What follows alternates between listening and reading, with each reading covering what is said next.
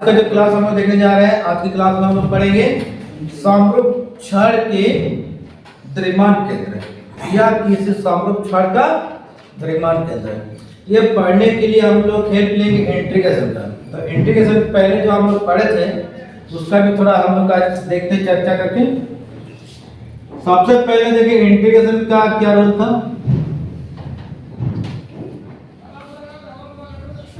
Integration कितने part में बांटा गया? दो पार्ट में। एक जो फार्मूला आता है वो फार्मूला आता है इनडिफाइनाइट इंटीग्रेशन से, और डिफाइनाइट इंटीग्रेशन क्या बोलता है? वो लिमिट बोलता है। लिमिट देके पुट करेंगे तो हो जाएगा डिफाइनाइट इंटीग्रेशन। एक होता है इनडिफाइनाइट और एक होता है डिफाइनाइट। ये अनिश्चित समाकलन है और ये निश्चित समाकलन। इसका पहला फॉर्मूला क्या था बोलिए? Integration of x to the power n into dx। और इसका भी क्या है? 0 टू मान के चलो x to the power n into dx। अब देखिए यहां पर लोअर लिमिट अपर लिमिट नहीं है। वाह, इसका फॉर्मूला इसका फॉर्मूला सब जाएगा, लेकिन इसमें लिमिट डाला हुआ है। नीचे कुछ मान है, ऊपर में कुछ मान है। 0 मान है लोअर लिमिट और x है अपर लिमिट। अब देखिए इसका फॉर्मूला क्या आएगा? x to the power n plus 1 plus c। लेकिन डिफाइंड में क्या आएगा? ये c नहीं आएगा। क्या आ जाएगा? x to the power n plus 1 by n plus 1। यहाँ पर हो जाएगा lower limit 0 upper limit x। n का वैल्यू कुछ भी हो सकता है। अब चलिए एक दो को मैथमेटिक्स बता देते हैं। तो मान के चलिए x का पावर 5 into dx। अब बोले तो ये इनडिफाइनाइट में है कि डिफाइनाइट में है? इनडिफाइनाइट में है। अनिश्चित समाकलन, लिमिट नहीं है ना, इसको बोलते हैं इनडिफाइनाइट। क्या आएगा? x का पावर 5 प्लस 1, ये 5 प्लस 1 प्लस c, s का पावर 6 बटे 6 प्लस c। ये हो गया इसका क्या आंसर। लेकिन अगर मान दिया रहेगा 0 टू 1 मान के चलिए, यहाँ पर x का पावर 2 into dx। आप कैसे इसको पुट करेंगे? ये किस रूप में आया? इनडिफाइनाइट की डिफाइनाइट? ये आ गया डिफाइनाइट में। इसका फॉर्मूला क्या जानते हैं? x का पावर 2 प्लस 1, देखिए n का पावर बोले ना, n का पावर यहाँ पर क्या है? 2, नीचे 2 plus 1, lower limit 0 upper limit 1। x का पावर क्या आ जाएगा? 3 बटे 3, लोअर लिमिट 0 टू 1। अब क्या आएगा? ये 3 को बाहर कर दीजिए, s का पावर 3 0 टू 1। अब क्या आएगा? देखिए यहाँ पर 1/3 बाहर में है। यहाँ पर एक बार अपर लिमिट पुट करिए। अपर लिमिट क्या है? 1 का पावर क्या आ जाएगा? q, फिर 0 का पावर q। यहाँ पर जाएगा 1/3 हो गया आंसर। जहाँ पर लिमिट दिया रहेगा वो हो गया डिफाइनाइट, जहाँ पर लिमिट नहीं रहेगा वो हो गया इनडिफाइनाइट। फिर यहाँ पर सवाल उठेगा कि सर ये सी किस लिए डालते हैं? अब देखिए सी जानने के लिए इससे पहले हम लोग पढ़े थे डिफरेंशियल।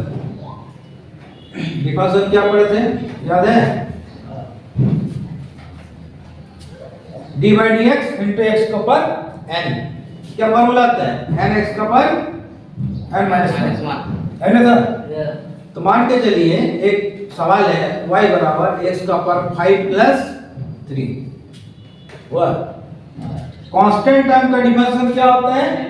0 होता है। कहीं पे भी कांस्टेंट है, कांस्टेंट बोलो तो जैसे हम लोग जानते हैं संवेग क्या होता है? p बराबर mv। जब एक वस्तु गति करेगा, अब बोलिए कांस्टेंट कौन रहेगा? कांस्टेंट मतलब जिसका मान में कोई परिवर्तन नहीं होता है। एक यहाँ पर रहेगा कांस्टेंट और b हो जाएगा वेरिएबल। मतलब एक रहेगा चर और एक रहेगा अचर। अब देखिए इसको डिफरेंशिएट करिए, x के सापेक्ष dy dx क्या आएगा, ये 5x का पावर 4 प्लस 0। अब इसको इंटीग्रेशन करेंगे तो क्या आएगा, यहाँ पर 5x का पावर 4 into dx। इंटीग्रेशन का रूल है जब तक छोटा टर्म नहीं आएगा तब तक उसका इंटीग्रेशन नहीं होता है।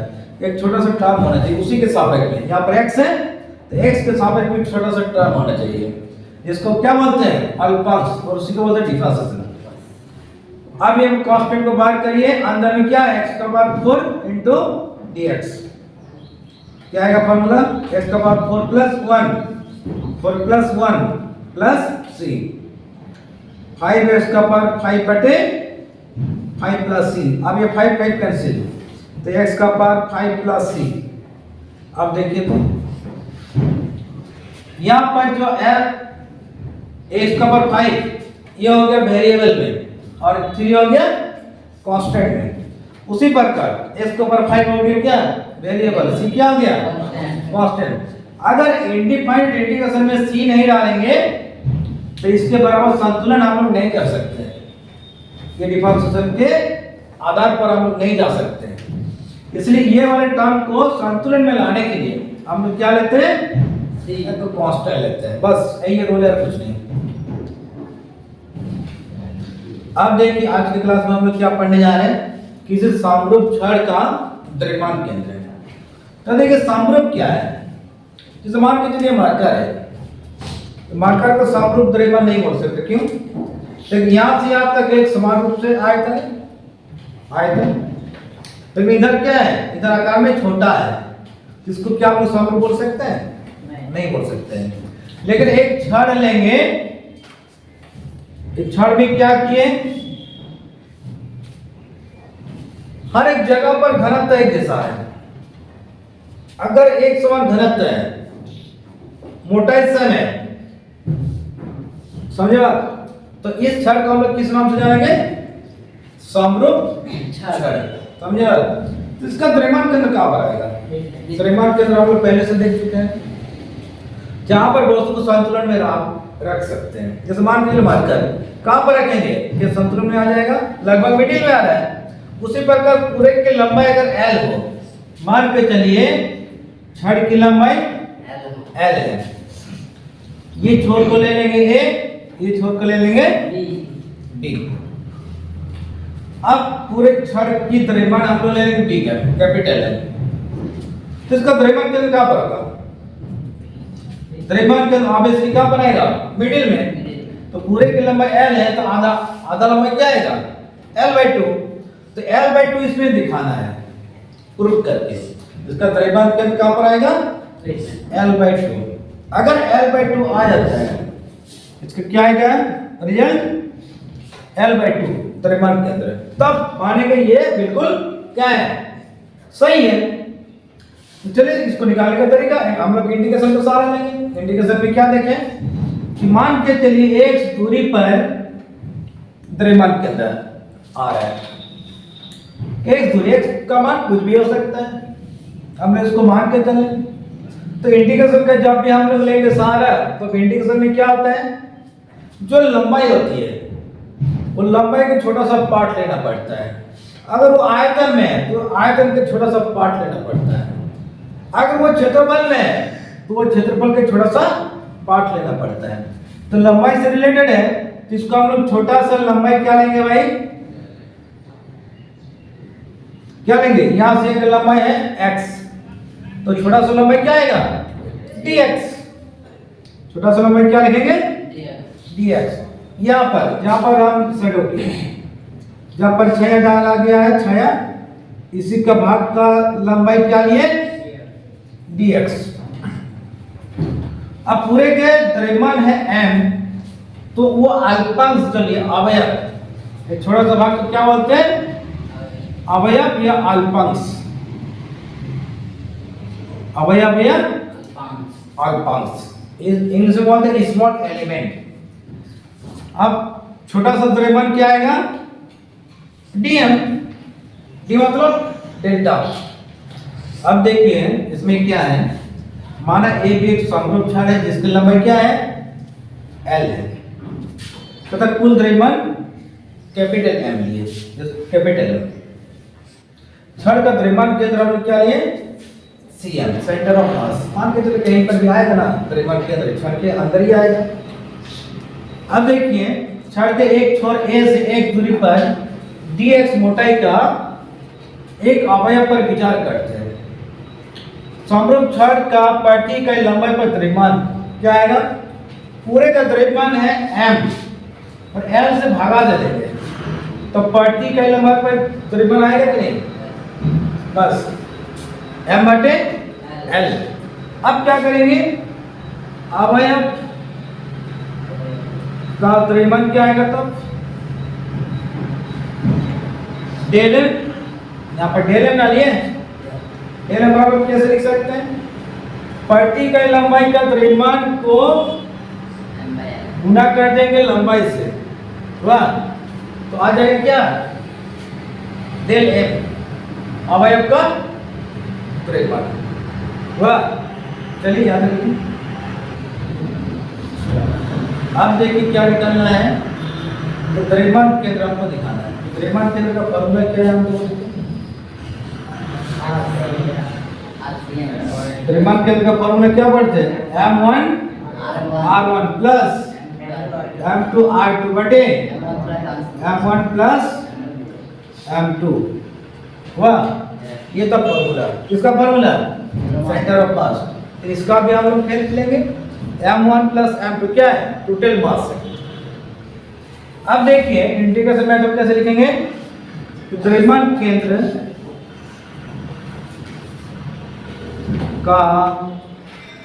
केंद्र का x नियतांक। अब देखिए यहां से आगे डिस्टेंस क्या है, x, तो x डिस्टेंस को हमको निकालना है सेंटर ऑफ मास। इसको निकालने का तरीका क्या है, FCM, इसको डिनोट किया जाता है, क्यों भाई, ये कौन सा एक्सिस में है, अगर x एक्सिस में ले रहे हैं तो यहाँ पर लिखा जाता है XCM सेंटर ऑफ मास। अगर ये y एक्सिस में रहेगा यहाँ पर क्या लिखा जाएगा, YCM। अगर ये z एक्सिस में रहेगा यहाँ पर कौन सा एक्सिस में सेंटर ऑफ मास निकालेंगे, ZCM। समझ में आया।